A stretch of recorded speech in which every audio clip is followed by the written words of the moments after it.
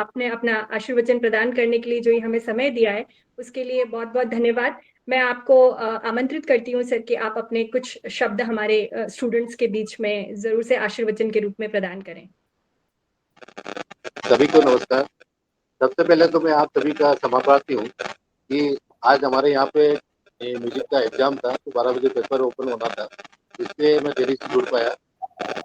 और अब मैं सबसे पहले मैं अपना सौभाग्य मानता हूँ कि वेल बीइंग सोसाइटी के संयुक्त तत्वाधान में हमारे डिपार्टमेंट ऑफ साइकोलॉजी का एक 10 दिवसीय कार्यशाला का आयोजन किया जा रहा है, जिसमें देश के सभी राज्यों के हमारे जो पार्टिसिपेंट्स हैं वो मिलकर यहाँ पे ज्ञान अर्जित करेंगे। मैं पहले बोलने से पहले मेरे को ये लग रहा है कि मैडम हमारे बीच में उपस्थित है, wellbeing society professor Vijayalakshmi madam, आपके सामने कुछ बोले तो उचित नहीं होगा, फिर भी मेरे को जो आदेश हुआ है तो मैं अपनी बात रखना चाहूंगा। जिस तरह हम ये रिसर्च की जो एक रिसर्च मेथोडोलॉजी की कार्यशाला आयोजित की जा रही है, मैं आप सभी लोगों से ये निवेदन करना चाहूंगा कि हेलो, आवाज आ रही है जी?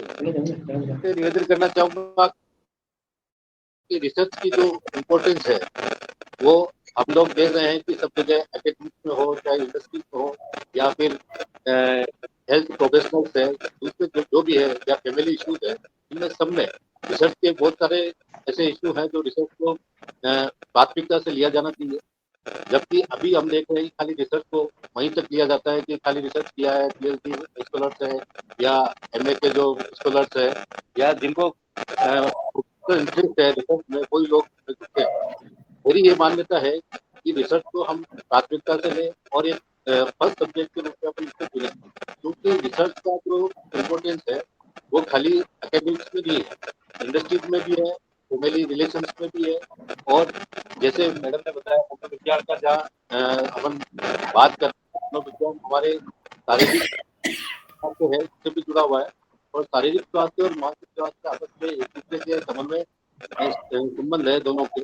जब तक हम मानसिक रूप से स्वस्थ नहीं होंगे तब तक हम शारीरिक रूप से स्वस्थ नहीं होंगे, क्योंकि इनका हार्मोनियस रिलेशन है या हार्मोनी मानसिक स्वास्थ्य जब डिस्टर्ब होगा तो हमारे हार्मोन जो सिस्टम है उसमें दुष्प्रभाव आता है, और हार्मोन सिस्टम का डिस्टर्ब होने से हमारा शारीरिक सिस्टम है वो भी बिगड़ता है। इसके बहुत सारे एग्जाम्पल्स हैं, पर मैं अभी जो रिसर्च मेथड की बात आ रही है इसमें बोलना चाहूँगा कि पुरातन काल जब हमारे ट्रोनिंग मैडम ने जैसे बताया कि हम बाहर के जो कंटेक्ट है उनको यूज करते हैं या उसी पे ज़्यादा ध्यान देते हैं, जबकि हमारे यहाँ जो पुराने ग्रंथ है न्याय दर्शन की जब बात करते हैं, न्याय दर्शन में रिसर्च का बहुत बड़ा इंपॉर्टेंस था। उस वक्त किसी भी चीज की अगर वैलिडिटी परखी जाती होती तो उसमें प्रमाण की आवश्यकता होती थी, और प्रमाण के जो न्याय दर्शन में 4 प्रकार के प्रमाण बताए गए हैं: प्रत्यक्ष प्रमाण, अनुमान प्रमाण, उपमान प्रमाण और आप्तोपेय। प्रत्यक्ष का प्रमाण का मतलब ये है कि प्रत्यक्षम किम प्रमाणम, ये कहावत भी है और एक श्लोक है।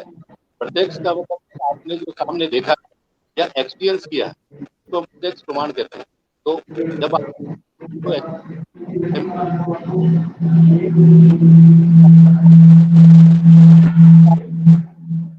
तो जहाँ पे एविडेंस होगा तो वो साइंटिफिक होगा।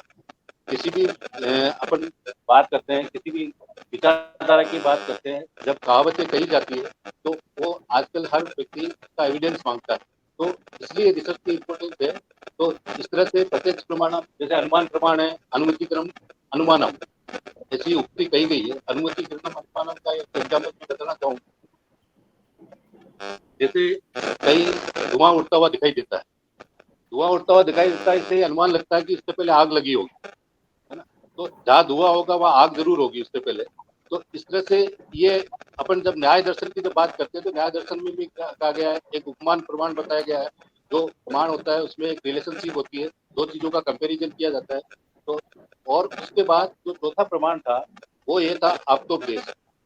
आप्तोपदेश में ऐसी सेंटेंस विथ वैलिड नॉलेज या ट्रस्ट वर्दी जो पर्सन है उसके द्वारा कोई भी कहा गया वाक्य है वो आप्तोपदेश या सब प्रमाण कहलाता है।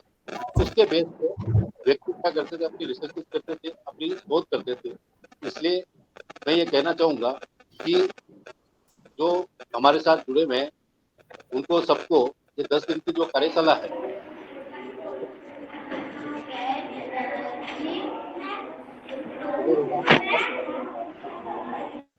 जब तक हम रिसर्च को अच्छी तरह नहीं समझ पाएंगे तब तक हम नवाचार पे नहीं जा सकते, नए कार्य नहीं कर सकते। और नए कार्य करने के लिए आपको समस्याओं का जानना जरूरी होता है। जब भी आप कोई रिसर्च स्टार्ट करते हैं तो उसके लिए प्रॉब्लम आवश्यक है, और प्रॉब्लम जब भी आएगी जब आप कोई कार्य नया करने की कोशिश करेंगे। तो रिसर्च स्टार्ट करने के पहले जैसे मैंने बताया था कि आपको समस्या का मतलब गेप जानना जरूरी होता है। कोई भी चीज आपके सामने पूरा पहले की है, उसके बाद आप कोई नई चीज स्टार्ट करना चाहते हैं तो हो सकता है कि कोई चीजें कॉमन हो, आपको कुछ नहीं करनी है, तो उसके लिए आपको वो गैप पता करना पड़ेगा। और उस गैप पता करने के लिए आपको समस्या का समाधान करना पड़ेगा और उसकी परिकल्पनाएं स्थापित करनी पड़ेगी। परिकल्पनाएं करने के बाद में जो मेथोडोलॉजी है जिस प्रकार से आपको सैम्पलिंग करनी है, वो सारी चीजें आपको जो रिसोर्स पर्सन है वो शायद बखूबी बता पाएंगे। मैं अब मैं ज्यादा अपना समय नहीं लेते क्योंकि टाइम हो रहा है, 1 बजे तक का टाइम था और मैंने देरी से आकर एक गुस्ताखी की है, इसके लिए मैं माफी चाहता हूँ। पर मैं आप सभी को शुभकामना देता हूँ। अजय सर को मैं बहुत बहुत बधाई देना चाहता हूँ और उनका धन्यवाद भी ज्ञापित करना चाहता हूँ कि आपने मुझे याद किया और मैं आज आपके बीच में कुछ बोलने के लिए सक्षम हो पाया। हमारे head of the department doctor Venus Vyas, हमारी जो है यहाँ के प्राध्यापक है डॉक्टर कीर्ति तोरा और सिंह साहब जो विज्ञान कॉलेज से जुड़े हुए हैं, और आप सभी पार्टिसिपेंट को मैं बहुत बहुत शुभकामनाएं देता हूँ कि आप इस मन लगाकर इस कार्यशाला में भाग लें और इसको सफल बनाएं। बहुत बहुत धन्यवाद आप सभी का। साथ में मैडम का मैं पुनः धन्यवाद ज्ञापित करना चाहता हूँ कि आपका आशीर्वाद हम पे बना रहे। उसी तरह हमारे विभाग को आप बिल्कुल आशीर्वाद देते रहे और हमारे जो कार्यकर्ता है उनको भी आप पूरा दान करें। Thank you.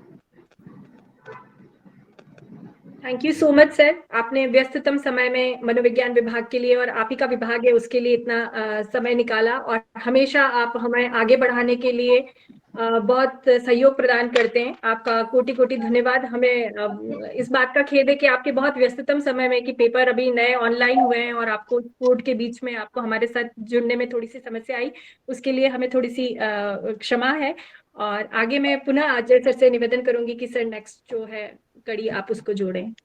ओके, सो हमारा इनॉग्रल सेशन आज का ये जो कंप्लीट हुआ है, ओके, मैं आज सबसे बड़ा धन्यवाद तो राजस्थान विद्यापीठ के वाइस चांसलर साहब को देना चाहता हूँ कि उन्होंने हमें परमिट किया।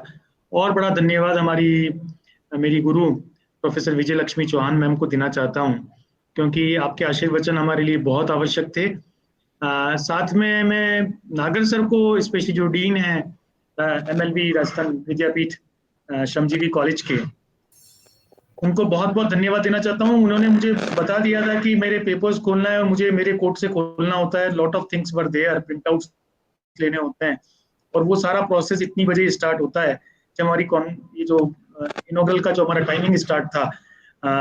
मैं सर बहुत बहुत थैंक्स देना चाहता हूँ आपको कि आपने अपने इतने बिजी में से भी हमारे लिए कुछ समय निकाला, हमारी साइकोलॉजी के लिए, हमारे बच्चों के लिए अपने समय निकाला। Sir thank you so much.